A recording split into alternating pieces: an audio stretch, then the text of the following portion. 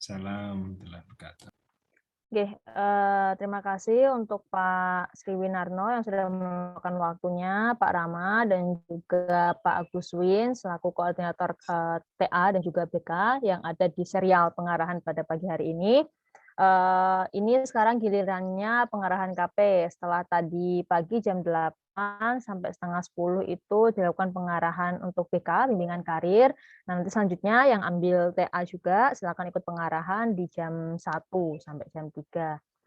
Mungkin sebelum acara kita mulai akan lebih baik kalau kita berdoa dulu supaya nanti acara pengarahannya bisa berjalan dengan baik, kemudian apa yang disampaikan oleh Kaprodi dan juga koordinator bisa diterima dengan baik oleh mahasiswa dan juga Bapak Ibu dosen sekalian. Monggo berdoa dimulai dengan kepercayaan masing-masing, dipersilahkan.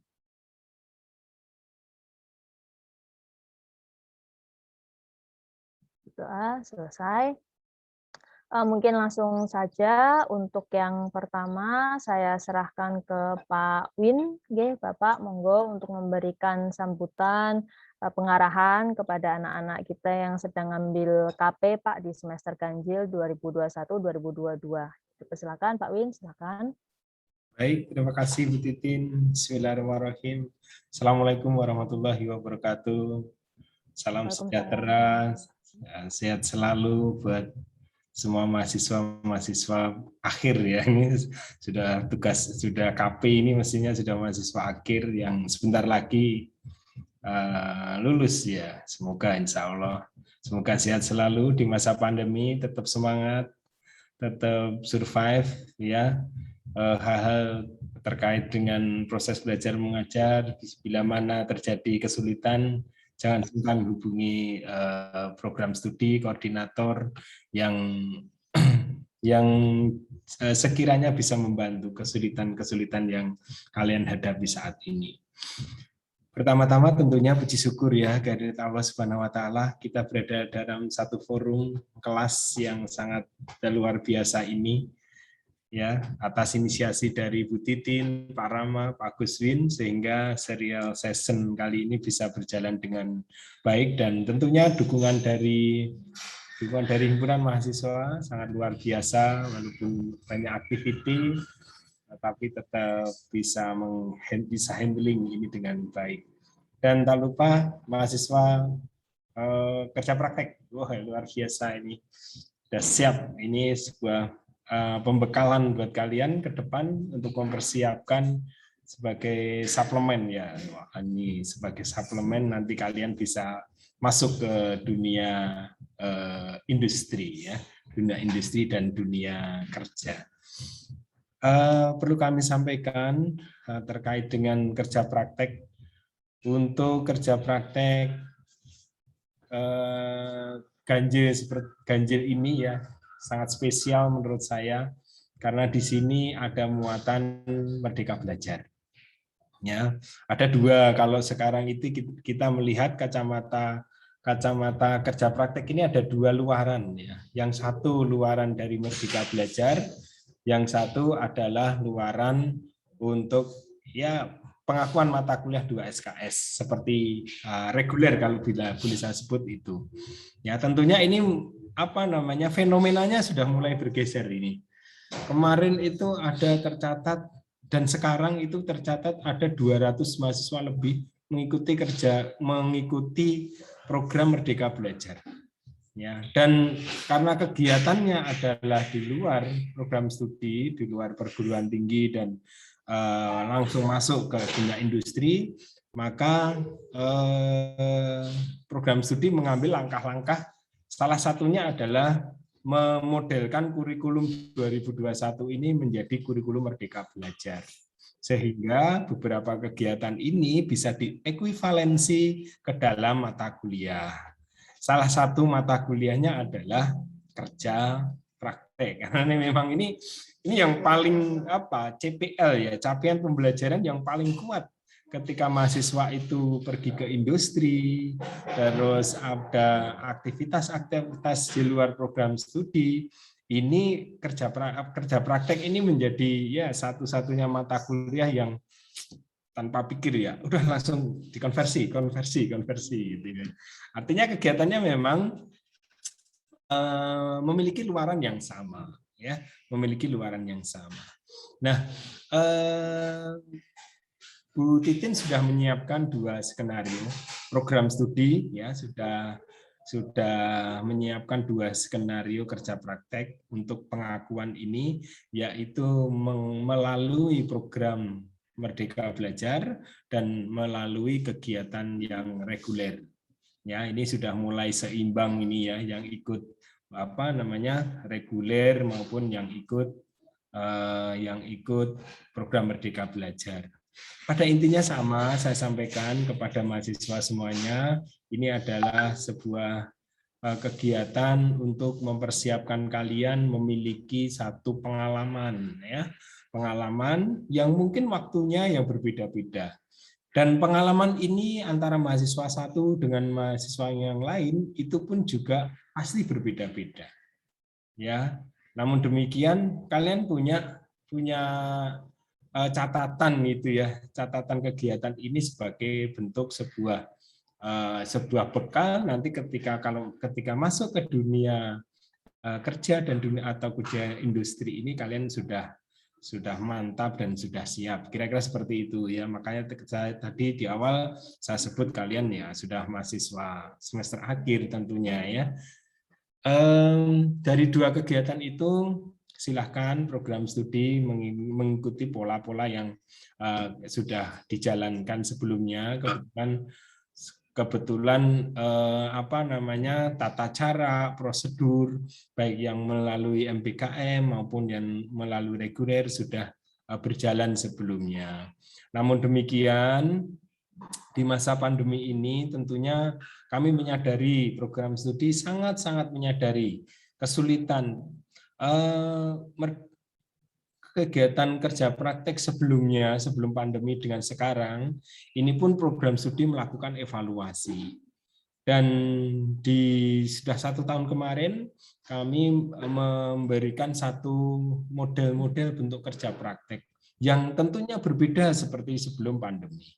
Supaya apa? Supaya kalian tidak kesulitan ya, kesulitan mengambil KP itu harus di mana, harus bagaimana, belum dapat izin dari orang tua, bagaimana izin dari tempat atau instansi tempat KP. Nah, kesulitan-kesulitan itu sudah diidentifikasi oleh program studi, sehingga program studi mengeluarkan satu pedoman yang terbaru. Ya, kemarin kita sebut pedoman KP masa pandemi. Dan KP masa pandemi. Artinya ini sangat membantu lah ya, supaya ini membantu dosen, membantu mahasiswa, membantu instansi ya, tetap kegiatan ini bisa berjalan. Ya, nanti silakan Bu Titin bisa memberikan penjelasan secara detail. Namun demikian hal-hal yang terkait dengan mungkin surat menyurat ke instansi dan sebagainya boleh nanti bisa dikomunikasikan ke program studi. Gitu ya, pada intinya kami membuka banyak sekali kesempatan, banyak sekali kemudahan. Pak, kalau saya kesulitan mencari instansi harus bagaimana? Ada beberapa kriterianya. Ya. Dan di akhir kegiatan baik yang Merdeka Belajar, kalau Merdeka Belajar ini dilakukan 6 bulan ini KP-nya ini. Ya, pengakuan KP-nya maksudnya ya. Berarti kegiatannya bisa 3 bulan sampai 6 bulan, misalkan mengikuti studi independen di kemarin ada di Krakatau Steel misalkan di semester itu ya. Semester ini ada yang ambil di Krakatau Steel. Kegiatannya kan 6 bulan gitu ya. Dengan kalian yang KP ya, yang ada di membuat website di UMKM atau di instansi mungkin yang hanya 1 bulan, secara konversinya sama 2 SKS KP. Namun demikian pengalaman ini yang tercatatnya yang berbeda, gitu ya. Khususnya mengkonversi KP-nya itu secara dokumentasi itu sama 2 SKS. Ya, sama 2 SKS. Walaupun kegiatan kalian kan berbeda. Ya, namun demikian yang ikut MBKM tentunya boleh diekuivalensi dengan mata kuliah yang lain sebesar 20 SKS. Ini hanya saya memberikan satu gambaran bahwa kegiatan KP ini adalah secara dokumentasi sama, akan mengkonversi 2 SKS mata kuliah KP, namun kegiatannya bisa diambilkan dari kerja praktek reguler maupun melalui program Merdeka Belajar.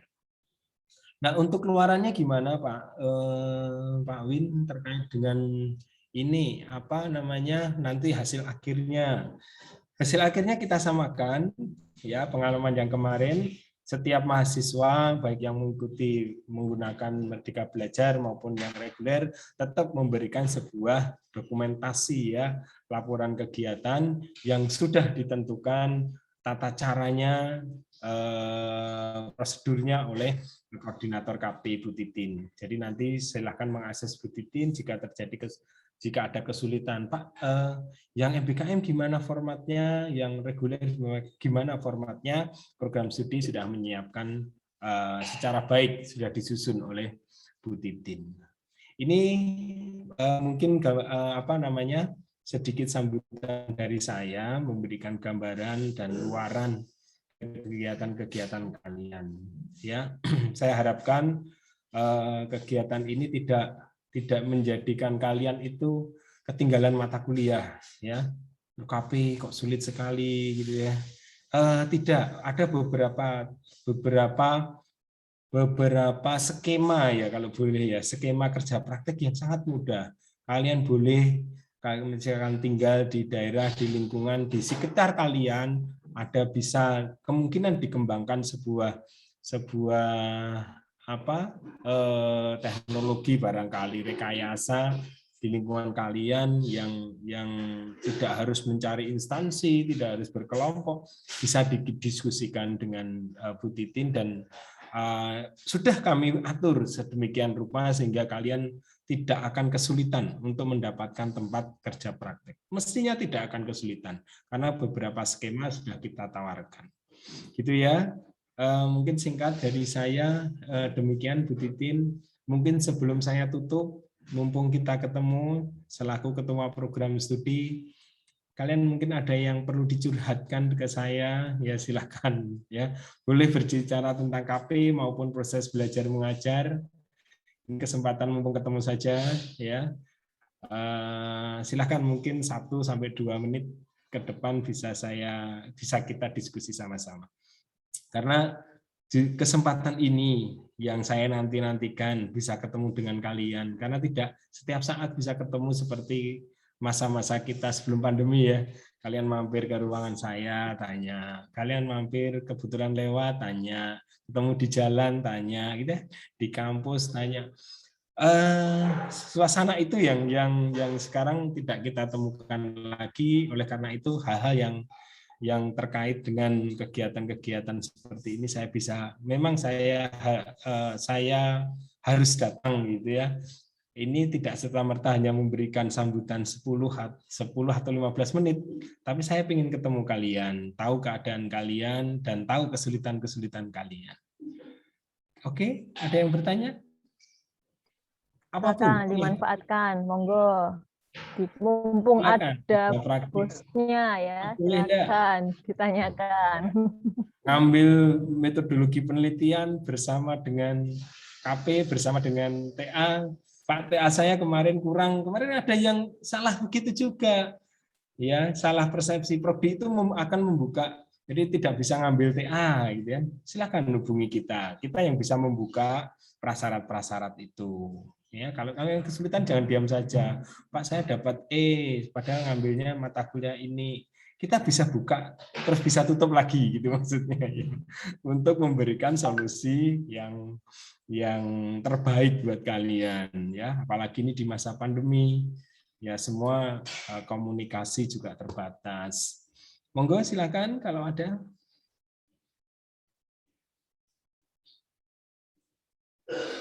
Tidak ada, jelas. Lancar. Pertanyaan apa aja ya Pak ya, terkait prodi juga boleh, terkait pembelajaran boleh, tidak harus KP, silakan. Apapun, peminatan, apapun ya. Kesulitan kalian, pembayaran. Terus nanti kegiatan tatap muka dan sebagainya. apapun ya. Tapi kalau sudah jelas ya berarti tidak masalah ya. Oke, semoga kalian seperti bayangan saya gitu ya. Kalian sehat. Jadi saya itu selalu membayangkan anak mahasiswa SI itu semua KRS-nya sesuai dengan rencana. Karena tidak ada keluhan langsung ke saya. Kalau ada silahkan, mau tambah mata kuliah, mau apa, kalau misalkan masih bisa kita olah, kita olah. Karena sekarang kita ngolah afirmasi ya dalam 1 minggu ke depan. Jadi masih boleh KRS tapi 24 SKS, tapi harus bara SKS dulu. Ada pola, ada skema afirmasi ya. Kalau kalian mau pakai afirmasi boleh ya. Artinya tapi saya yakin enggak ya, ini angkatan baru semua. Afirmasi biasanya angkatan mahasiswa lama. Ya, yang saya bayangkan selalu kalian sehat, kalian lancar, tidak ada masalah ya. Itu bayangan saya. Semoga seperti itu keadaan kalian. Gitu ya. Benar enggak ada? Ini ada 80 mahasiswa. Oh, enggak ada Bu Titin. Atau Bu Titin mungkin ada pertanyaan buat saya? Enggak ada ya? Belum ada Bapak. Ya, Belum ada. pedoman juga sudah. Iya. Pedoman sudah lengkap, dan karena kita kemarin sudah menjalankan Merdeka Belajar, saya kira yang ini tinggal jalan sajalah. Semoga lancar seperti kemarin itu. Silahkan dilanjutkan Bu Titin, mohon maaf jika panjang kata-kata saya. Saya mohon diri ya Bu Titin ya. Oh nggih, Bapak, matur suwun sangat. Terima kasih Pak Win atas pengarahannya. Saya selalu buat semuanya. Saya akhiri sampai di sini. Wabillahi taufiq wal hidayah. Wassalamualaikum warahmatullahi wabarakatuh. Waalaikumsalam warahmatullahi wabarakatuh. Terima kasih Pak. Terima kasih ya Pak ya. Terima kasih Pak Win. Sama-sama. Terima kasih. Oke, tadi sudah diberikan pengarahan dan sambutan. Sayang banget kalian tidak ada yang bertanya, padahal mumpung ada Kaprodi di depan kalian, pasti banyak gitu ya yang harusnya ditanyakan. Saya juga sebenarnya banyak yang mau dicurhatkan, tapi nanti panjang ya. Oke, mungkin saya langsung mulai aja untuk yang pengarahan KP. Sudah muncul di layar kah?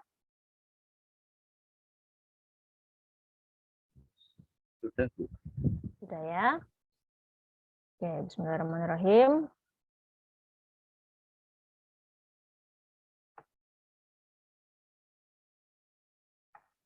Oke, seperti yang sudah disampaikan tadi ke Pak Win, hari ini saya akan mengadakan pengarahan KP. Jadi kemarin mungkin banyak yang banyak bertanya ya, sudah WA ke saya pribadi, cuma mohon maaf saya nggak bisa menghandle atau merespon dengan cukup baik karena memang banyak yang WA dan menanyakan hal yang sama. Sehingga kemarin saya meminta TU itu untuk membuatkan saya kelas di Kulino.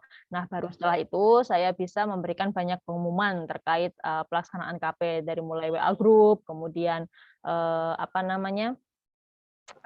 pengarahan hari ini dan lain sebagainya. Mungkin untuk pengarahan hari ini dihadiri sama anak-anak yang ngambil KP, baik yang ngulang maupun yang baru, sama anak-anak yang besok semester depan ya. Anak-anak 2019 kan semester depan baru ngambil KP gitu kan. Jadi mungkin mereka mau curi start dulu, tahu-tahu tentang KP itu enggak jadi masalah. Oke.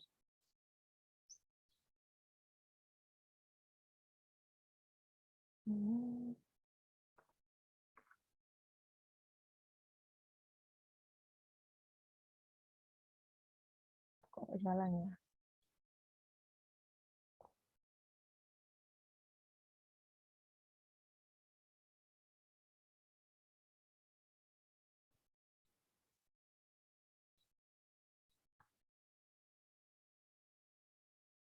Nah, untuk yang akan disampaikan pada pengarahan kali ini itu satu, apa tujuan serta capaian pembelajaran dari KP. Jadi kenapa kalian diharuskan untuk mengambil mata kuliah kerja praktek, lalu apa yang biasanya dilakukan saat kalian mengambil mata kuliah ini, kemudian bagaimana prosedurnya, lalu bagaimana kalian menyusun laporannya, gitu ya. Ya mungkin yang pertama dulu untuk tujuan dan pembelajaran, sebenarnya kalian sudah bisa untuk ngecek ini. Jadi semua yang saya sampaikan pada pengarahan kali ini saya ambil dari panduan serta aturan-aturan yang sudah saya upload di Kulino. Jadi kalau misalnya kalian mau lebih jelasnya, monggo untuk mendownload terlebih dahulu panduan yang ada, kemudian membaca terlebih dahulu, lalu nanti kalau memang ada yang mau ditanyakan, maka monggo ditanyakan ke saya lewat forum ini. Gitu, nggih. Nah, ini yang akan saya jelaskan hanya bagian-bagian dari buku panduan yang banyak dipertanyakan oleh mahasiswa dan banyak diminta untuk menjelaskan lebih detail, biasanya seperti itu. Oke, kalau KP sendiri itu 2 SKS ya. Jadi mungkin ada term, saya kok bilangnya term. Jadi terkadang mahasiswa itu bingung, gitu ya. KP magang.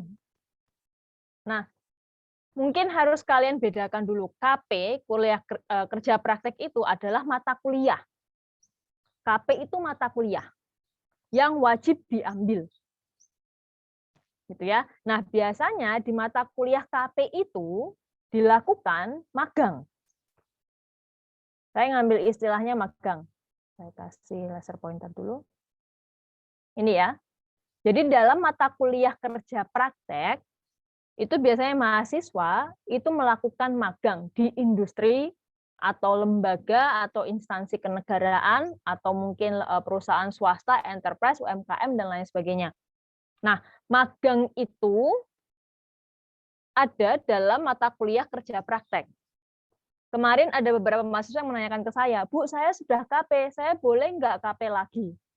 Lah, kalau sudah ngambil mata kuliahnya, buat apa diambil lagi? Tapi kalau memang kalian mau melakukan magang di luar mata kuliah, kemudian tidak ada hubungannya dengan akademik dan lain sebagainya, nggih monggo, tidak masalah gitu kan, karena itu hak kalian, itu kebebasan kalian untuk melakukan magang, mencari pengalaman kerja dimanapun terserah. Yang penting ada mata kuliah KP yang diambil. Kalau sudah ngambil mata kuliah KP, maka kalian wajib magang. Itu yang harus diperhatikan dulu. Jadi kalau misalnya kalian sudah ngambil mata kuliah KP, maka saat mengambil mata kuliah KP wajib magang. Kalau misalnya, Bu, saya magang dulu, baru nanti ngambil KP. Nah, kalau yang seperti ini, biasanya terjadi seperti ini. Pengarahan itu dilakukan hanya untuk mahasiswa yang mengambil KP. Sehingga kalau misalnya kalian melakukan magang, tapi belum mengambil KP, maka biasanya tidak ikut pengarahan. Kalau nggak ikut pengarahan, maka biasanya nggak tahu apa yang harus dilakukan saat melakukan magang.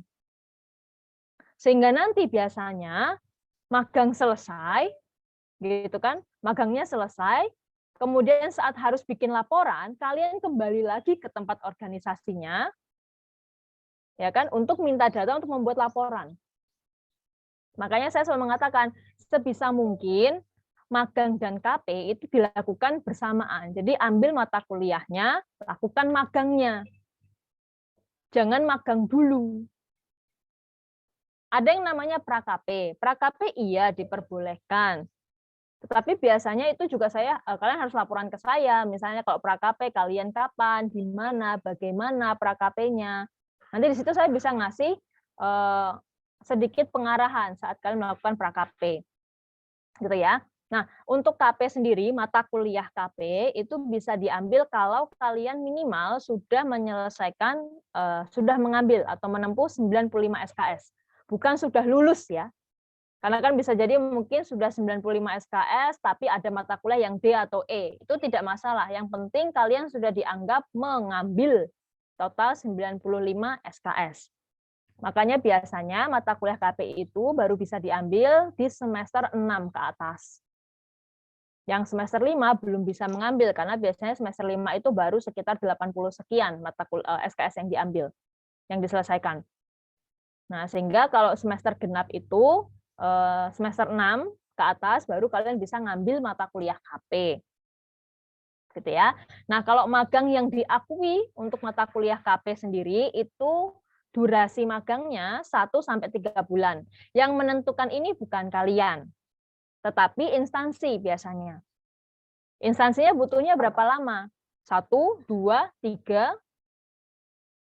ya kan? Monggo, terserah. Tapi biasanya kalian diminta menawarkan dulu, kalian mau magang berapa lama? Apakah 1 bulan boleh? Misal seperti itu, kalau 1 bulan boleh, nggak monggo 1 bulan. Yang jelas yang diakui sebagai KP itu 1-3 bulan. Boleh berturut-turut atau boleh kayak misalnya kalian magang 1 bulan terus break, misalnya karena instansinya minta break dulu lalu kemudian magang lagi, monggo, itu juga nggak masalah. Nah, mungkin tadi Pak Win sempat menyinggung tentang MBKM. Yang membedakan dengan MBKM apa sih dengan KP reguler? Kalau KP reguler, objeknya bebas, kalian yang mencari. Kalau KP reguler. Ya, kerja praktik biasa yang bernilai 2 SKS. Kami mengatakan bebas mahasiswanya. Mahasiswa yang cari sendiri organisasinya, dia sendiri yang mengurus, dia sendiri yang menawarkan diri untuk magang, lalu magangnya 1-3 bulan. Misalnya. Kalau MBKM, beda. Magangnya sudah harus minimal 5 bulan. 4-5 bulan. Magangnya minimal. Kemudian, instansi atau perusahaannya yang dipilih oleh organisasi, oleh instansi, oleh prodi. Jadi prodi yang memilih instansi mana yang bisa kalian jadikan tempat magang yang MBKM. Gitu ya. Kenapa? Karena kami melakukan MOU dengan instansi tersebut. Kenapa begitu? Bedanya di sini. Kalau KP yang 2 SKS ini, kalian tidak dituntut harus kerja yang bagaimana. Terserah kalian. Saat kalian misalnya kalian KP, terus di tempat KP-nya kalian misalnya hanya diminta membantu administrasi, input-input data, bantu-bantuin misalnya nata-nata ruangan, itu kita nggak masalah, kita hitung sudah KP, sudah magang. Tetapi kalau MBKM, beda, karena MBKM itu tempat instansinya harus melaporkan kurikulum magang yang akan mereka lakukan untuk mahasiswa. Dan kami di Prodi harus memastikan bahwa apa yang kalian kerjakan di instansi itu sesuai dengan keilmuan prodi. Sehingga ada kurikulum magangnya. Ada laporan yang jelas. Ada penugasan yang sesuai dengan mata kuliah, itu bedanya. Karena kemarin saya mendapatkan banyak pertanyaan dari mahasiswa yang mengatakan bahwa Bu, saya mau magang di sini, di sana, gitu kan, bisa dikonversi nggak, Bu? Lah memang saya tahu tempat magang Anda itu kurikulum magangnya seperti apa. Dan dia mengatakan bahwa belum tahu, Bu, diterima juga belum tahu, nanti kalau sudah diterima baru dikasih tahu kerjaannya apa. Lah itu berarti bukan MBKM. Karena kalau MBKM sebelum mendaftar, sebelum mahasiswanya daftar, kami di Prodi sudah tahu dulu. Ini instansi akan ngasih kerjaan apa ke mahasiswa saya. Kenapa? Karena kalau MBKM itu nilainya bukan hanya 2 SKS, tapi up to 20 SKS. Sehingga 20 SKS ini akan kami pastikan apakah bisa kami konversi sesuai tidak dengan keilmuan. Itu bedanya dulu. Mungkin itu yang harus kalian pahami dulu ya, bahwa kalau kita bicara mengenai KP, gitu ya, KP reguler, itu kan KP reguler itu 2 SKS, kalian bebas cari objeknya, itu dibebaskan. Tetapi kalau MBKM tidak liar mencarinya, bukan kalian yang mencari instansi. Kemudian pekerjaannya juga enggak sembarang apa yang dikerjakan. Jadi kami harus memastikan bahwa apa yang kalian kerjakan itu sesuai dengan bidang. Saya harapkan itu kalian pahami dulu.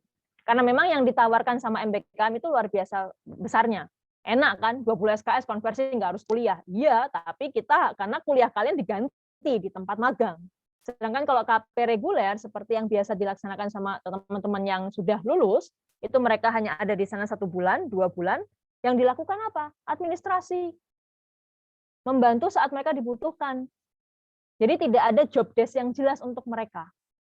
Dan tidak ada unsur keilmuannya. Sedikit banget yang ada unsur keilmuan. Sedikit sekali. Gitu ya. Sehingga itu yang membedakan antara KP reguler 2 SKS dengan yang bisa dikonversi sampai ke 20 SKS. Saya harapkan itu kalian paham dulu. Gitu ya. Karena memang ya fair lah ya. Karena yang 1 2 SKS bobotnya, yang 1 20, yang nggak mungkin 20 ini akan diperlakukan sama dengan 2 SKS. Itu kalian harus paham dulu. Makanya kemarin saya pernah menawarkan ada Impala kan ya. Nah, Impala itu bisa untuk dijadikan sebagai magang MBKM. Kenapa? Karena kami tahu apa kurikulum magangnya, apa yang ditawarkan, bagaimana cara dia nanti akan mengelola mahasiswa, dan lain sebagainya. Gitu ya. Nah, kemudian untuk yang KP reguler, hari ini kita akan bicarakan mengenai KP reguler. Kalau yang MBKM, saya sudah punya grupnya sendiri, nanti untuk anak-anak MBKM akan ada pengarahan sendiri. Tetapi nanti kalau untuk anak-anak yang baru mau akan MBKM, karena mungkin kemarin ada yang daftar Impala dan lain sebagainya, kalau kalian diterima, maka baru akan saya arahkan. Bisa dipahami ya, karena kalau sudah diterima, maka berarti kalian akan masuk ke bagian MBKM, nah itu akan saya kasih pengarahan MBKM sendiri. Gitu ya. Nah, ini bisa kalian pelajari bahwa kalau KP sendiri itu intinya kalian bisa baca di bagian 1.3 capaian pembelajaran yang ada di panduan KP. Monggo lebih detailnya ada di sana. Intinya keterampilan khusus yang ingin dicapai untuk mata kuliah KP adalah dia bisa satu mampu membuat dan memodifikasi rancangan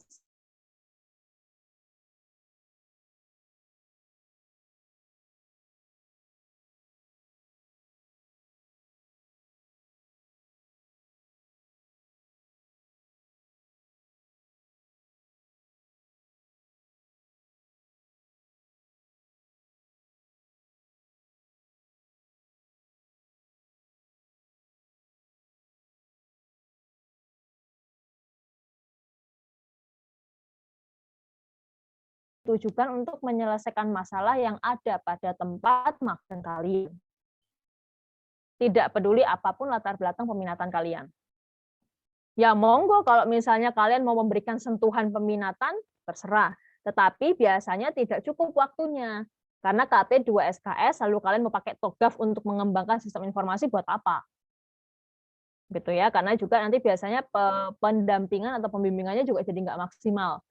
Misal seperti itu. Jadi monggo untuk merancang sistem informasi sewajarnya saja, semampunya gitu kan, tidak perlu untuk memusingkan apakah saya harus menggunakan peminatan atau enggak. Gitu nggih.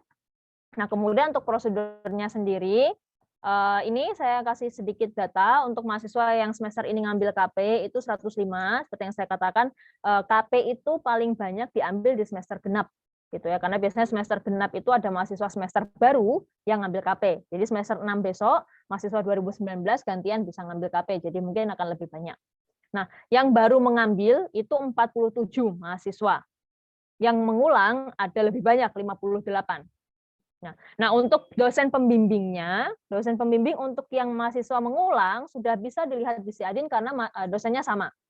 Sehingga tidak terjadi penggantian atau pembaharuan, maka silakan dilanjutkan bimbingannya dengan dosen yang sudah ditentukan semester lalu, sudah bisa kalian lihat di Siadin.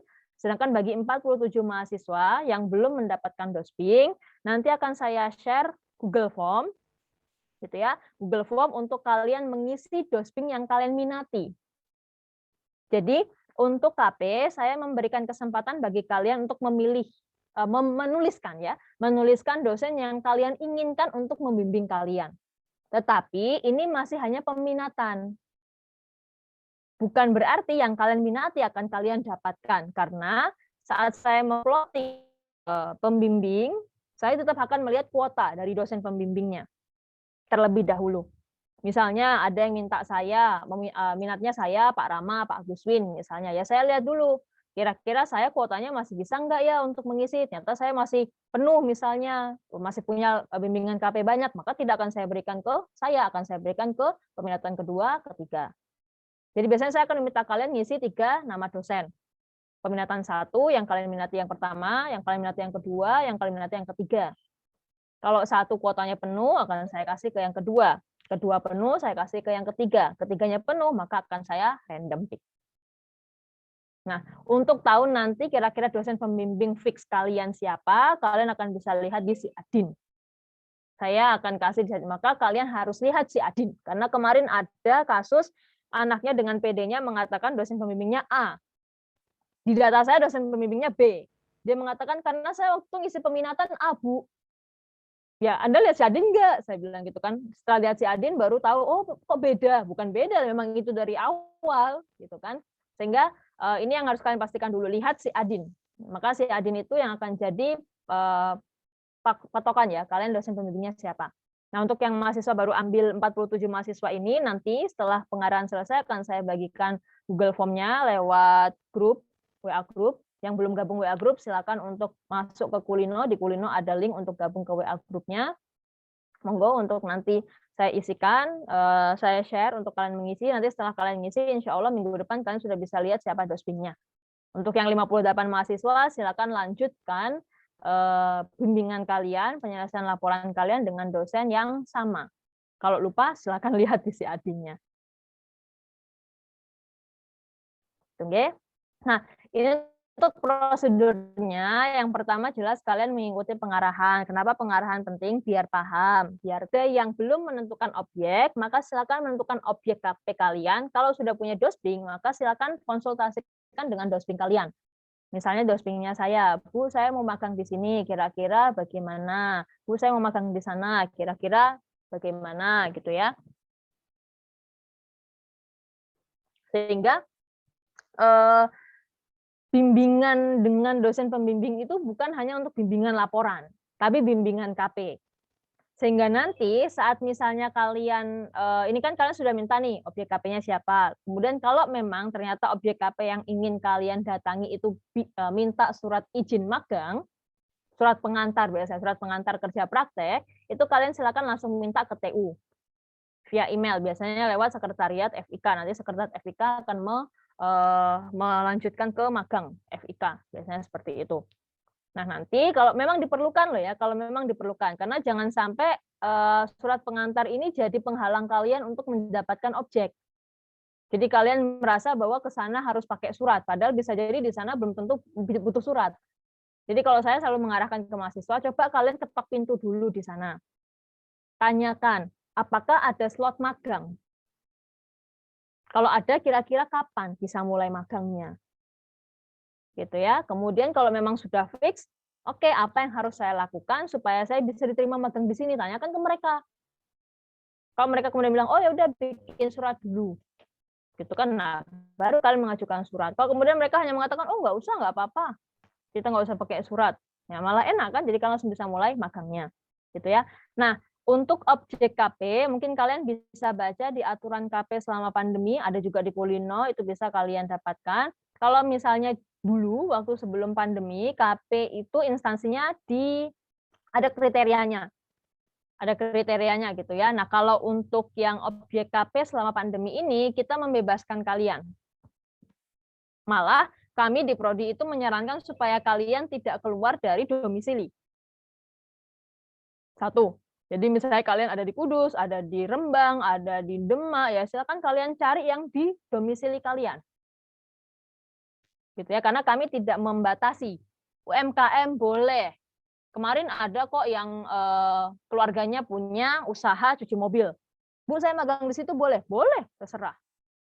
Tidak masalah.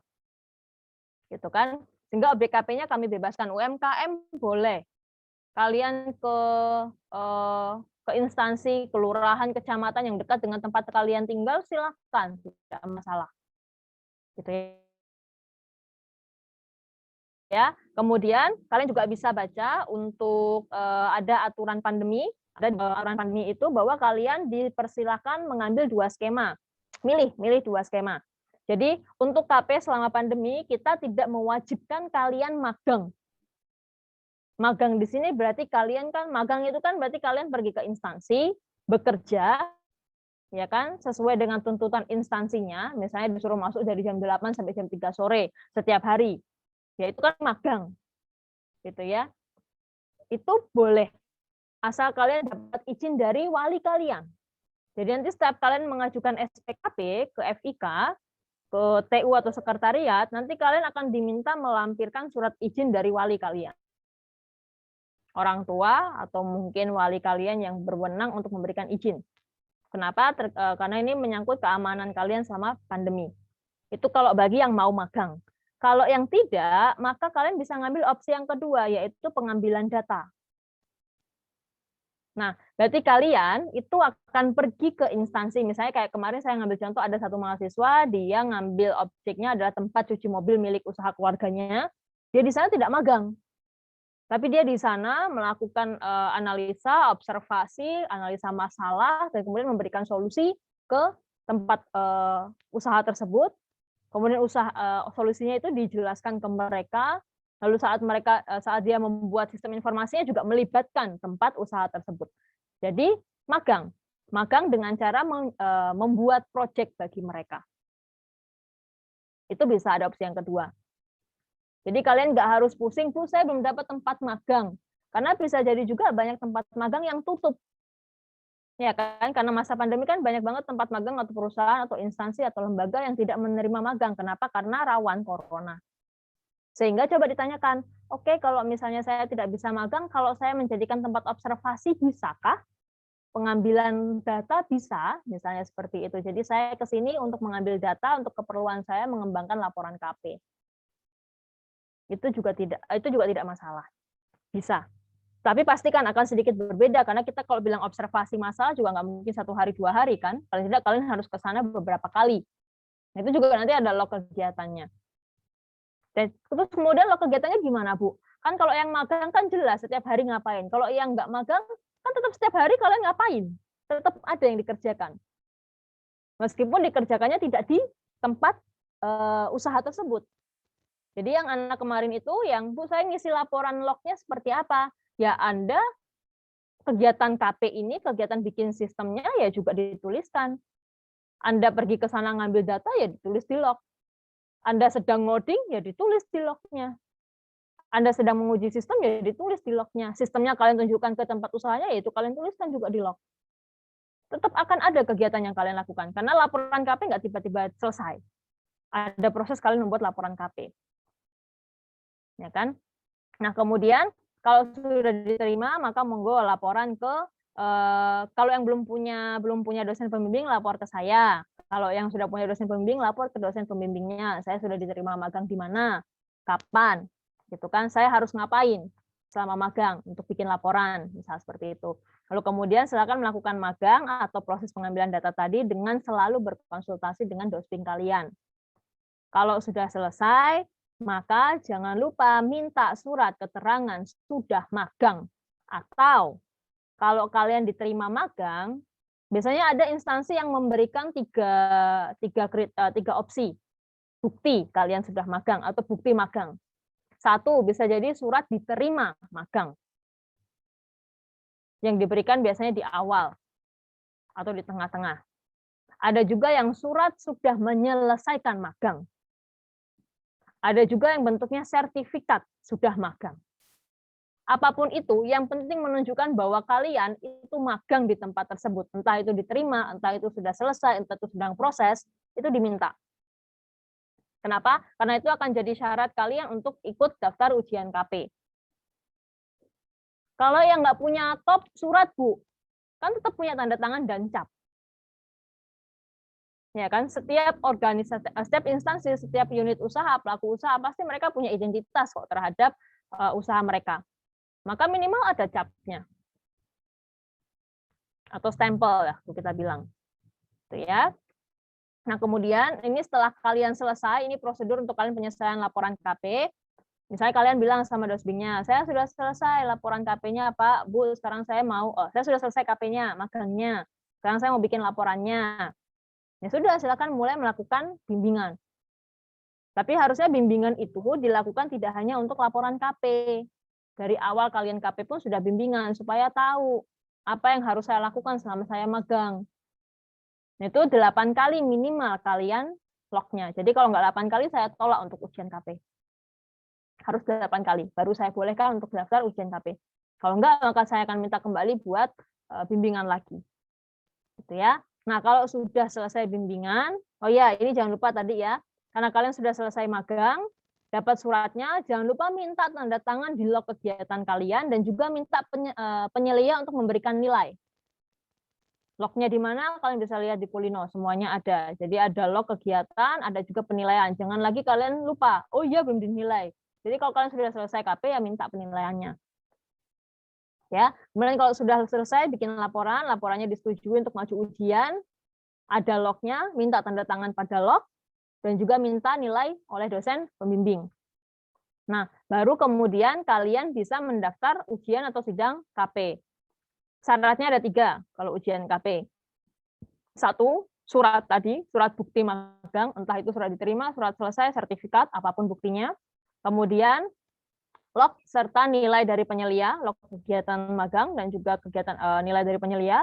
Lalu yang ketiga, log bimbingan dan juga nilai dari dosbing.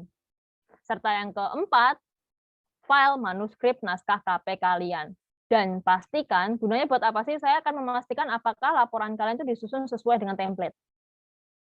Karena kalau nggak sesuai template akan saya tolak ikut ujian. Saya kembalikan ke dosbingnya. Gitu ya. Kemudian nanti kalian melakukan sidang KP sesuai dengan jadwal sidang yang akan saya berikan dengan dosen penguji yang saya plottingkan. Gitu ya.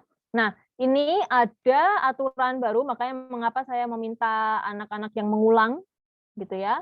Makanya kalian jangan ngulang KP ya, karena kalau ngulang KP bisa jadi nanti kalian mengulang semester berikutnya sudah ada peraturan baru lagi. Target saya adalah 105 anak ini lulus semua KP-nya. Sehingga saya akan bikin 2 opsi untuk kalian ujian. Yang pertama, pendaftaran sidang secara bebas. Kalian mau daftar, mungkin saya sudah bikin laporan duluan, saya sudah selesai, sudah dapat nilai. Setiap 2 minggu sekali akan saya buka. Saya akan mulai dari minggu ketiga kita kuliah. Ini masih masuk minggu kedua ya, minggu depan. Jadi next week lagi. Itu mulai minggu ketiga saya akan buka pendaftaran. Silakan yang sudah selesai untuk maju daftar. Yang kedua, saya akan memaksa kalian ujian.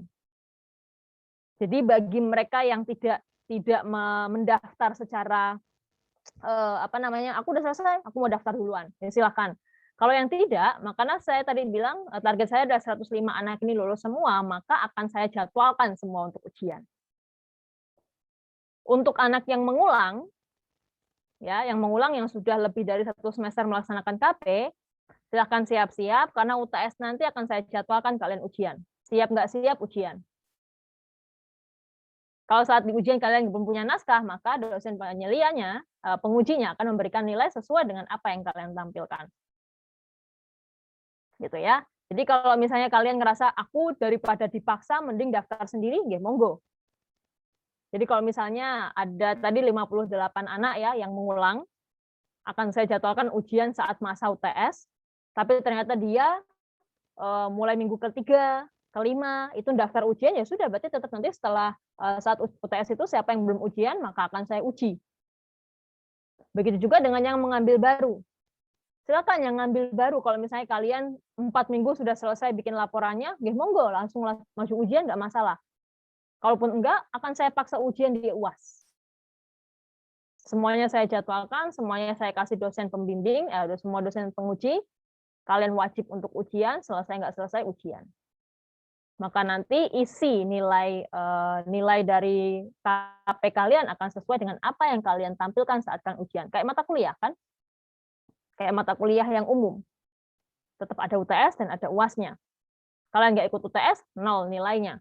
Ikut UTS, ikut UAS, tapi nggak maksimal, ya C, D, E, itu nilainya. Bisa dipahami ya? Karena itu pengalaman dari semester yang kemarin ya, semester kemarin saya tidak mau KP itu bisa menghambat urusan yudisium atau kelulusan kalian nanti saat kalian TA. Karena kalian nggak akan bisa yudisium, nggak akan bisa selesai meskipun kan ujian TA kalau kalian ada mata kuliah yang belum selesai, dan KP termasuk mata kuliah wajib yang paling susah untuk lulus mahasiswanya. Saya heran kenapa. Gitu ya. Nah, sehingga paling tidak dengan adanya aturan ini saya bisa memaksa kalian untuk menyelesaikan laporan kalian tepat waktu. Gitu ya. Jadi nggak ada alasan, Bu, saya laporan belum selesai, nggak bisa ujian. Kok sudah dijadwalkan, kalian wajib hadir di ujiannya. Ada atau tidak ada laporannya, tetap kalian ujian. Tinggal nanti apa yang diujikan, ya monggo, itu tergantung kesiapan kalian. Karena saya tetap akan mengisi nilai. Kalau semester-semester yang lalu saya nggak ngisi nilai anak-anak yang nggak ujian. Tapi kalau untuk mulai semester ini saya akan mendapatkan setiap nilai dari anak-anak yang mengambil KP. Karena semuanya diujikan. Gitu ya. Sehingga monggo untuk mereka yang mengulang persiapan, karena kalian akan saya ujikan saat UTS. Bu, kalau misalnya ternyata kami UTS benar-benar belum siap, maka kemampuan saya akan pikirkan untuk saya jadwalkan di UAS. Saya akan pikirkan ya, saya akan pikirkan untuk saya jadwalkan di UAS. Nah, sehingga monggo untuk kalian mulai untuk menyusun laporan, ada sekitar 6 minggu waktunya. Kalau yang mau dipaksa, kalau yang nggak mau dipaksa silakan mulai untuk bikin laporannya biar bisa maju dimulai minggu ketiga besok. Gitu ya. Terus kemudian nanti kalau kalian selesai ujian, bisa jadi ada revisi. Gitu ya. Makanya saya mau memaksa kalian, tapi saya lebih menyarankan kalian untuk ujian dengan kalian daftar sendiri. Kenapa? Karena setelah ujian itu belum selesai perjuangan kalian. Setelah kalian ujian, bisa jadi ada revisi. Kalau revisi belum selesai, kalian belum bisa upload dokumen laporan akhir ke Kulino, maka saya nggak akan bisa ngasih nilai kalian, meskipun kalian sudah ujian. Karena nilai itu saya inputkan apabila saya sudah dapat berita acara dari dosen pengujinya. Dan biasanya berita acara itu diberikan ke saya kalau anaknya sudah menyelesaikan revisi. Jadi kalau belum selesai revisinya, maka dosen penguji nggak akan ngasih berita acara ke saya. Kecuali kalau memang kalian tidak diberikan revisi, maka biasanya langsung dikasihkan ke saya. Tapi kalau ada revisinya, maka akan ditunggu kalian menyelesaikan revisi terlebih dahulu, baru berita acaranya diberikan ke saya. Setelah itu, saya nggak langsung input nilai kalian. Saya akan tunggu kalian upload laporan akhir yang sudah disahkan. Pengesahannya itu tanda tangannya ada 3. Penyelia beserta dengan stempel, kemudian tanda tangan dari dosen pembimbing, lalu tanda tangan dari Kaprodi. Yang ketiga ini kalian dapatkan kalau kalian sudah menyelesaikan revisi. Nanti akan saya kasih lembar persetujuan revisi, di mana kalian harus meminta tanda tangan dosen penguji terlebih dahulu, baru bisa ngurusin 3 tanda tangan tadi. Saya akan pastikan Pak Win tanda tangan kalau sudah melihat ada tanda tangan dari dosen penguji. Gitu ya. Karena kemarin banyak banget kasus terjadi, anaknya laporan, ngirim laporan di Kulino, ternyata dosen pengujinya tidak tahu kalau anak ini sudah mengirimkan laporan. Karena waktu saya minta berita acaranya, beliau mengatakan bahwa, loh, kok anaknya sudah ngirim laporan, belum revisi loh. Nah, akhirnya saya menolak untuk mengakui dia sudah selesai, saya minta dia untuk kembali ke dosen pengujinya. Dan salahnya saya, karena kemarin-kemarin memang tidak ada lembar untuk memvalidasi bahwa kalian sudah melakukan revisi. Tapi insya Allah semester ini sudah akan ada lembar itu. Jadi itu harus kalian tanda tangani, baru akhirnya oke, fix, sudah revisi, baru bisa kalian upload dokumen laporan fixnya ke Kulino, dari situ baru saya bisa menginputkan nilai kalian. Gitu ya. Nah, untuk nilai sendiri, gitu ya, ini tadi ya, jadi kalau misalnya sudah, silakan unggah ke Classroom, nanti kalau sudah selesai semua, Classroom, semua saya lakukan lewat Kulino ya, saya udah nggak pakai Classroom, karena Kulino sudah great menurut saya untuk kita lakukan segala transaksi atau aktivitas KP. Jadi baik pendaftaran saya lakukan lewat Kulino, baik penyusunan atau pengumpulan laporan akhir juga saya lakukan lewat Kulino. Jadi pastikan kalian bisa masuk ke Kulino. Kulino nggak bisa masuk, Bu, tanya siapa? Tanya PJJ, jangan tanya saya ya. Oke, kemudian untuk nilai, ini kalian bisa pastikan nilai ada 40% dari pembimbing kalian. Kemudian penguji dan juga penyelia masing-masing akan ngasih nilai dengan bobot 30%. Jadi hasil akhir nilai kalian bukan dari saya. Tugas saya hanya menginputkan nilai. Jadi kalau misalnya ada yang protes, Bu, nilainya apa nggak bisa ditambahin, itu bukan dari saya. Karena nilai itu nanti kalian lihat di berita acara. Berita acara itu nilainya terdiri dari nilai dosbing 40%, nilai dari penguji 30%, nilai dari penyelia 30%. Semuanya digabung, itu nilai kalian. Saya hanya menginputkan setiap digit yang ada di berita acara. Gitu ya. Karena bukan saya yang memberikan nilai, kecuali kalau saya penguji kalian, beda. Tapi kalau saya sebagai koordinator KP, tugas saya hanya menginput. Jadi kalau kalian protes ke nilai bukan ke saya ya. Oke, kemudian sekarang masuk ke laporan. Jadi kalau isinya kerja praktek itu, ini kerja praktek yang reguler ya, sekali lagi saya belum bicarakan mengenai MBKM di sini. MBKM nanti akan ada, saya kasih slot sendiri untuk nanti saya bikinkan pengarahan sendiri, karena laporannya juga akan beda isinya. Kemudian kalau untuk yang kerja praktek reguler, yang dimana kalian diminta untuk merancang sistem informasi, itu isinya apa aja? Isinya ada 3, awal, isi, dan bagian akhir. Kalau yang awal, halaman sampul, judul, lembar persetujuan revisi, lembar persetujuan dari Dosbing dan pengesahan itu ya, pengesahan, kemudian penguji, lalu ada abstrak, kata pengantar, daftar isi, daftar gambar, lampiran, dan lain sebagainya. Kemudian kalau yang bagian isi, ada pendahuluan, tempat kerja praktek, jadi uraian mengenai tempat kerja praktek kalian, lalu kegiatan kerja praktek yang kalian lakukan, serta kesimpulan. Kemudian bagian akhir, lampiran. Lampiran ini penting ya. 1, log kegiatan KP. Tanpa nilai. Jadi nggak usah sekalian kasih nilainya. Nilai saya simpan lewat pendaftaran dan juga berita acara. Tapi untuk di naskah kalian, itu cukup log kegiatan saja. Kemudian ada surat pernyataan sudah magang, serta lampiran-lampiran lain yang memang dibutuhkan. Ya. Nah, untuk yang bagian isi, ini yang mungkin paling banyak dipertanyakan. Kalau bagian awal sama bagian akhir kan sepertinya sudah cukup jelas, tinggal yang bagian isi, gitu ya.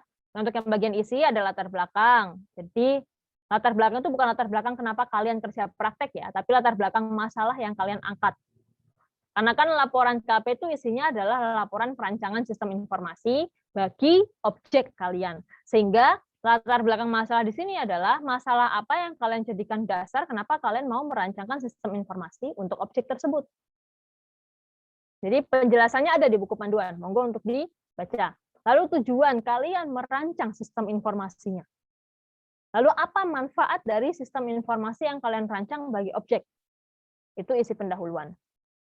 Karena kemarin saya sempat menemukan ada laporan KP, latar belakang itu diisi latar belakang kenapa dia mau melakukan kerja praktek.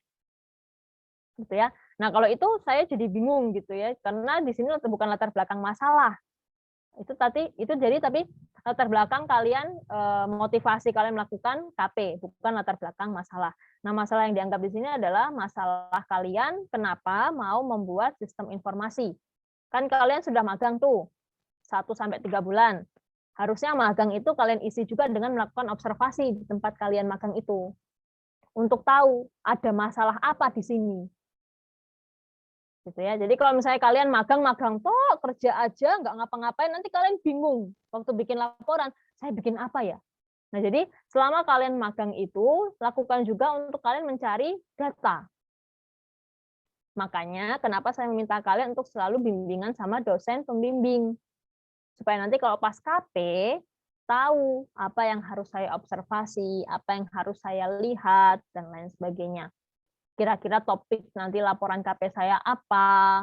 Nah, itu jangan sudah selesai KP-nya, sudah bersih, sudah clear, baru kalian diskusi. Nanti akan susah. Karena itu yang paling sering terjadi. Sudah selesai magangnya, dia harus kembali lagi ke tempat kerja prakteknya untuk apa? Minta data. Kan kerja 2 kali ya.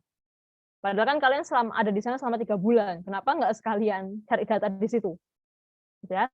Kemudian ini bab yang ketiga, yang tempat kerja praktek ini mudah aja. Jadi silakan kalian ceritakan mengenai instansi, lembaga, perusahaan yang kalian jadikan tempat kerja praktek. Sejarahnya apa, visi misi, dia itu apa, dan lain sebagainya. Silakan ditaruh di tempat kerja praktek ini. Kemudian di bab 3 ada kegiatan kerja praktek. Nah, ini akan saya jelaskan setelah ini. Terakhir ada kesimpulan dan saran biasanya isinya. Nah, untuk yang bab 3 ini yang mungkin ini tempat untuk kalian mengembangkan diri. Jadi tempatkan mengembangkan ide itu ada di bab 3. Jadi bab 3 itu terdiri dari 3 subbab. Ada bab 31 itu pelaksanaan kerja praktek.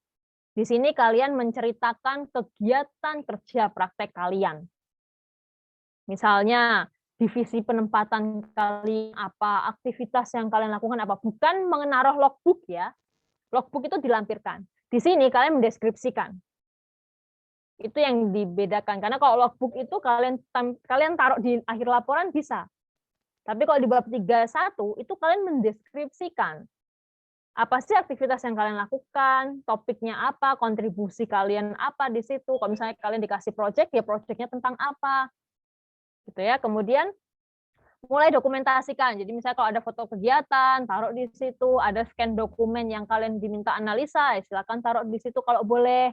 Hasil pekerjaannya apa, misalnya saya disuruh membuat surat, ya silakan kalian suratnya kalian foto untuk jadi bukti. Gitu ya. Jadi ini untuk menceritakan apa saja kegiatan yang kalian lakukan selama kalian kerja praktek atau magang.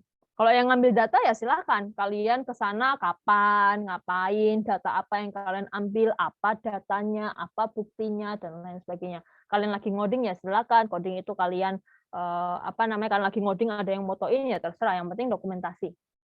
Gitu ya. Kemudian ada analisa dan pembahasan. Nah ini di bagian kalian merancang sistem informasinya. Gitu ya. Di sini kalian lebih lengkapnya ada di bagian 1.5. Silakan yang misalnya sudah download panduan KP, intinya kalian terdiri dari 3 hal. 1, analisa proses bisnis.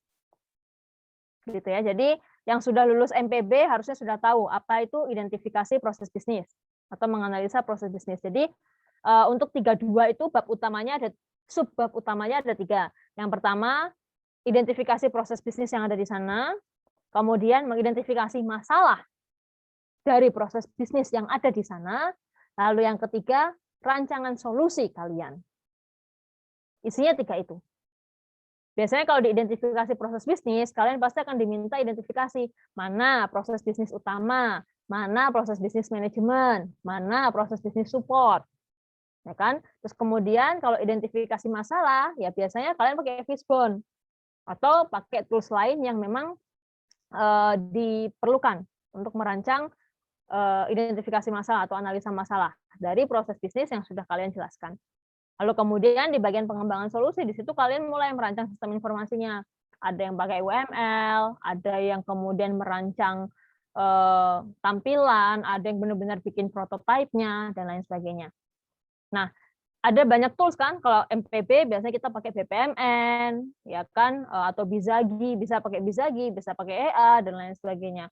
Ada yang pakai Fishbone. Kemudian kalau yang perancangan sistem informasinya kalian bisa pakai UML, gitu kan, atau mungkin dokumen-dokumen lain atau rancangan-rancangan lain yang biasanya mungkin anak-anak yang belum dapat UML bisa untuk pakai yang non UML. Tapi saya rasa kalau sudah dapat ya silakan pakai yang UML atau dan lain sebagainya. Nah, mungkin sekarang yang perlu kalian tahu, Bu, apakah kami harus menyusun prototipe jadi? Nah, kalau kalian sudah membaca yang lingkup kegiatan di bab 1.5, maka jawabannya adalah cukup sampai perancangan itu minimal sudah bisa. Jadi kalian hanya sampai merancang interface-nya, pakai Figma, pakai Balsamic, pakai Android Studio aja sudah selesai.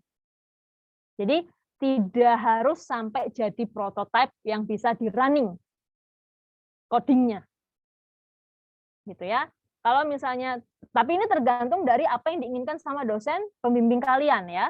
Kalau dari standar yang KP, kalian sudah bisa membuat rancangan, sudah bisa dianggap lulus. Tetapi kalau misalnya dosen pembimbing kalian atau instansi kalian minta kalian membuat sistem jadi, maka itu yang harus kalian ikuti. Itu ya. Jadi kalau standar minimal, saya bilangnya standar minimal laporan KP itu yang isi perancangan itu minimal kalian merancang interface-nya. Bisa menggunakan Balsamic yang sudah lulus IMK, ya kan, Balsamic bisa, Android Studio bisa, mau pakai Figma yang online itu juga bisa, atau mungkin rancangan-rancangan yang lain. Bu, Photoshop bisa, boleh kalau bisa di running, nggak masalah. Kemarin juga ada yang pakai Photoshop, nggak masalah, bisa. Yang penting ada kelihatan rancangan interface-nya bagaimana, rancangan sistemnya bagaimana. Oke, mungkin itu yang bisa saya sampaikan. Silakan kalau ada yang mau ditanyakan terlebih dahulu.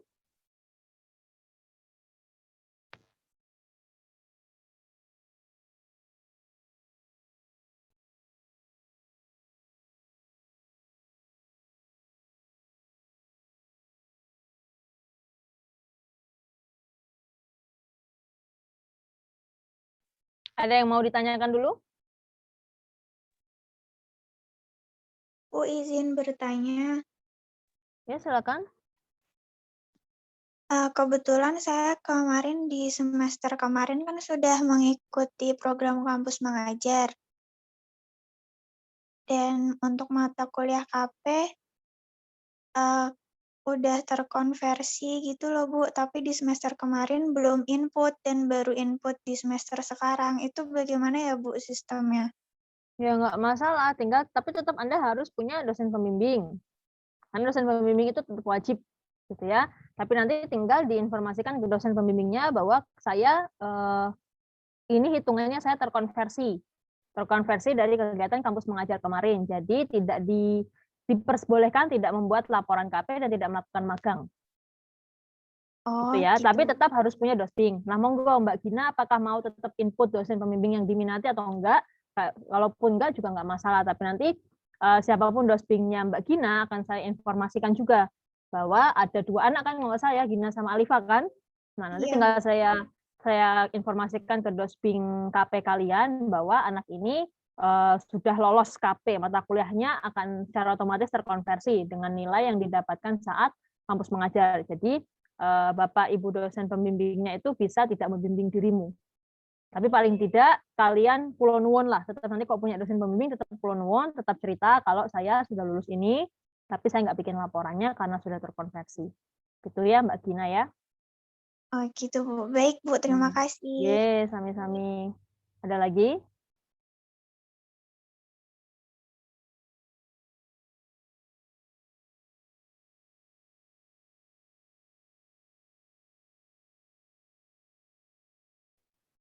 Ada yang belum bisa masuk ke Kulino? Ada yang sudah download buku panduan KP-nya? Bu, izin bertanya, Bu. Bukan silakan. bertanya sih, Bu. Mau kayak ngasih menginformasikan, Bu, yang di Kulino itu yang pas kita klik panduannya yang keluar itu aturannya, Bu. Jadi nggak ada panduan yang lengkapnya. Oh, saya nguploadnya banyak file itu nggak ke download semua. Enggak, Bu. Kalau saya pencet kalau itu yang ke download aturan aja, Bu, yang cuma 2 lembar itu. Oh, coba nanti saya cek lagi ya, atau mungkin saya upload satu-satu aja kali ya. Kemarin soalnya saya taruh dibikin RAR aja ya. Nanti saya bikin jadi zip atau RAR aja. Nanti kalau kemudian biar kalau ke download semua dokumennya. Makasih Mbak Putu, kok nggak ada yang bilang di grup ya. Oke, suun. Nanti saya perbaiki. Ada lagi?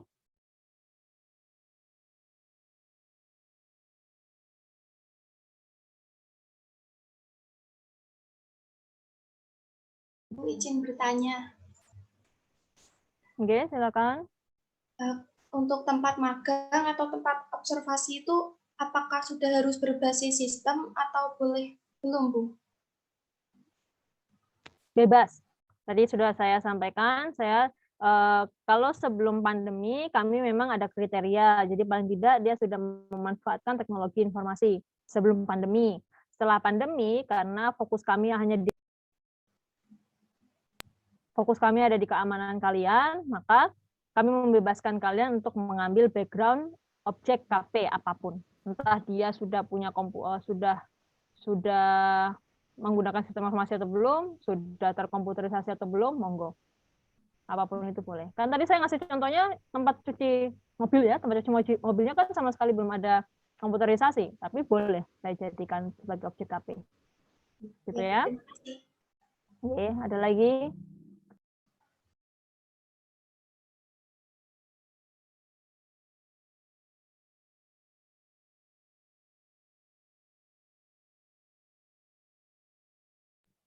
Sudah cukup jelaskah? Ada yang mau tanyakan dulu? Mumpung masih ada sekitar 10 menit. Nanti kalau rekamannya sudah dibagi sama teman-teman HM, rekaman akan saya kasih linknya via Kulino, materi pengarahan juga akan saya kasih via Kulino. Jadi kalian update di Kulino terus. Untuk yang penjadwalan ujian saya harapkan sudah cukup jelas ya. Yang jelas nanti bagi teman-teman yang mengulang KP dari semester-semester sebelumnya, silahkan bersiap-siap gitu ya. Monggo kalian mau daftar sendiri atau saya jadwalkan saat UTS.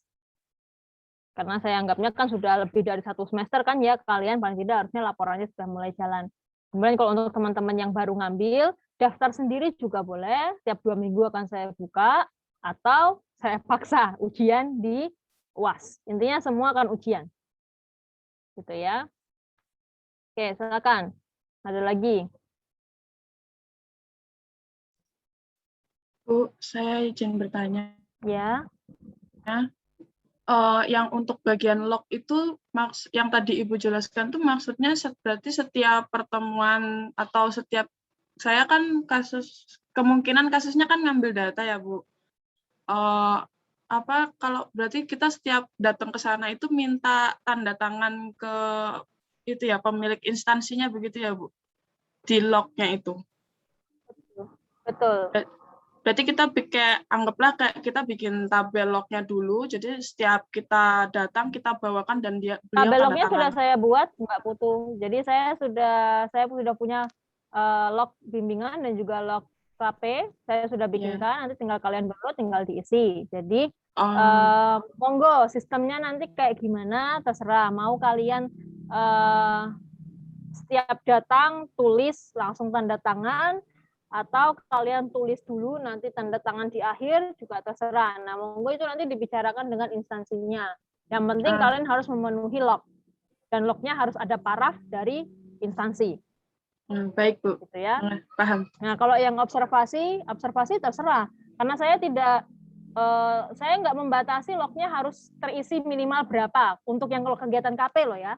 Kalau untuk log bimbingan minimal 8 kali.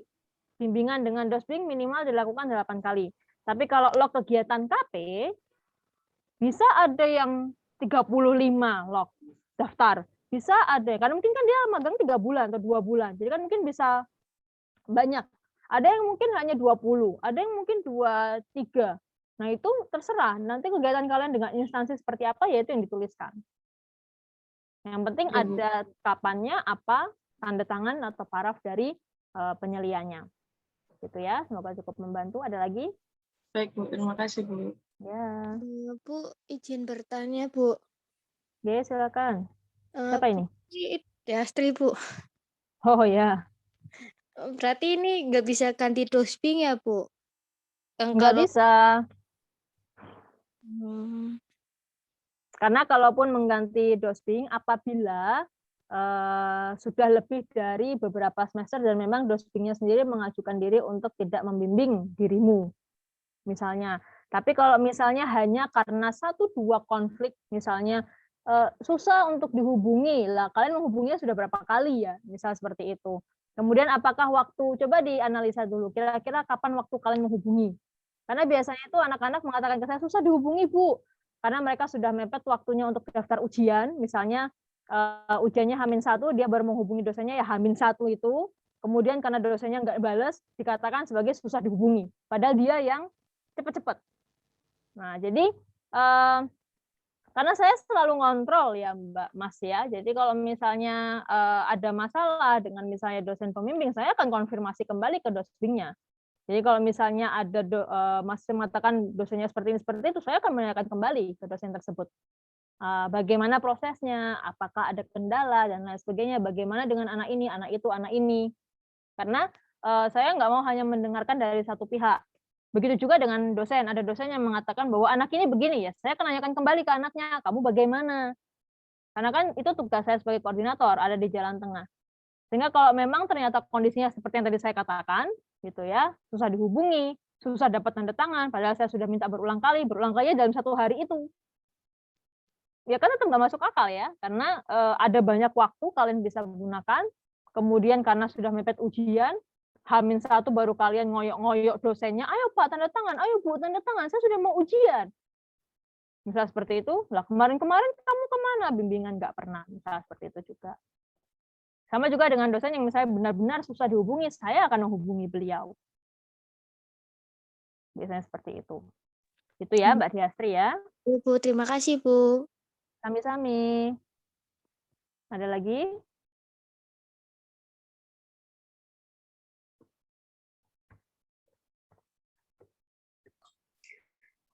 Bu, saya izin bertanya, Bu. Silakan. Kalau kita nyari tempat magang sendiri, nah itu sebelum kita daftar, kita konsulnya ke siapa dulu ya, Bu? Nah kan tentang konsul tentang perusahaannya gitu, ke siapa dulu ya, Bu? Kalau sudah punya dosbing, maka ke dosbingnya. Kalau belum punya dosbing, bisa ke saya. Oh, terima kasih, Bu. Yuk. Silakan, ada lagi?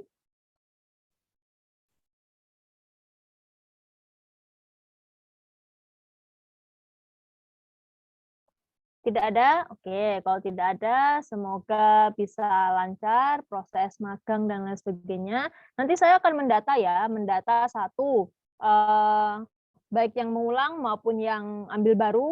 Saya akan mendata satu, apakah kalian sudah dapat tempat magang, sudah mulai magang atau belum, kapan selesai magangnya. Itu yang akan saya data pertama kali, karena itu akan berhubungan dengan nanti saya akan menjadwalkan kalian kapan.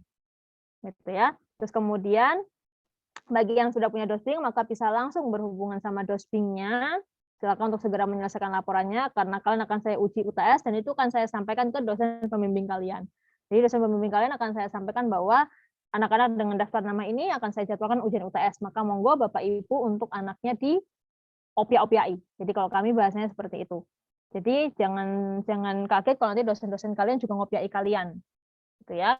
Kemudian bagi yang baru ngambil juga sama prosesnya, hanya nanti saya ngasih kesempatan kalian untuk ngasih paling tidak usulan ke saya, Bu, saya maunya dibimbing sama Pak Rama, saya maunya dibimbing sama Bu Titin, maunya dibimbing sama Pak Agus Win lewat form. Tapi nanti kemudian saya lihat dulu apakah kuota dosen ini masing-masing memenuhi atau tidak. Kalau tidak ya berdoa saja semoga dapat. Semua dosen enak kok, nggak ada yang nggak enak ya, nggak ada yang nggak enak. Ternyata banyak tetap banyak yang lulus. Cuma saya tetap maunya lulus semua. Gitu ya, 105 doang anaknya, jadi paling tidak semester depan saya bisa mulai tanpa ada yang mengulang. Oke, gitu mungkin ya bisa saya akhiri. Terima kasih untuk perhatiannya, waktunya. Intinya kalian kalau ada kendala tuh disampaikan, jangan dipendam sendiri. Jadi saya selalu ngopi apa yang dikatakan Pak Afandi dulu ya, bantu kami untuk membantu kalian. Jadi kalau kalian butuh bantuan ya bilang, karena kita nggak akan tahu kalau kalian nggak bilang, gitu ya. Kemudian usahakan bahwa ini jangan menjadi mata kuliah KP itu jangan dijadikan sebagai penghambat gitu ya. Sudah dimudahkan banget soalnya kalian. Jadi kalau zaman dulu harus jadi prototype, harus jadi sistemnya, harus bisa running. Kalau sekarang kalian cuma bikin sampai interface-nya sudah kok. Sistemnya apa aja nggak pernah ada yang nuntut kalian untuk bikin sistem yang gimana-gimana. Gitu ya, sehingga semuanya komunikasikan juga dengan dosping kalian. Komunikasikan juga dengan saya kalau ada kendala, misalnya biar nanti juga saya bisa menjadi perantara antara kalian dengan dosping. Gitu ya. Setelah ini akan saya koreksi untuk yang file yang saya upload ke Kulino, gitu ya. Monggo untuk nanti setelah ini kalian cek untuk panduan-panduan yang ada, sama juga dengan materi ini, nanti akan saya upload juga ke Kulino. Mungkin gitu ya. Terima kasih untuk teman-teman HM yang sudah ikut mengkoordinasi acara pagi sampai siang hari nanti ya. Habis ini istirahat dulu, nanti jam 1 baru tugas lagi. Gitu ya. Oke, terima kasih. Ya, gimana, Mas? Nah, Bu, sebelum diakhiri sesi ini bisa minta dokumentasi Bu, foto bersama. Oh ya, boleh. Ayo, nyalakan kameranya. Kalau kayak begini aja baru pada nyala kameranya, saya heran ya. Ayo nyala kameranya. Silakan nyala biar kita bisa foto-foto dulu. Nah, Minta tolong dibantu. silakan siapa yang mau foto? Saya udah pose ya.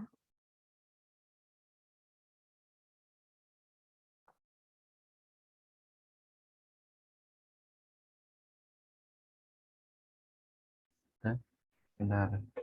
Dan semuanya yuk, yang belum yuk.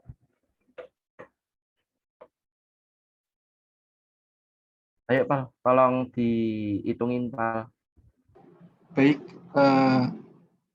ini dari slide pertama dulu ya. 1, 2, 3.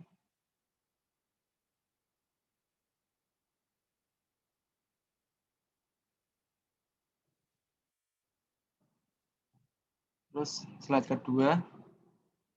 Ayo bisa on cam. 1, 2, 3.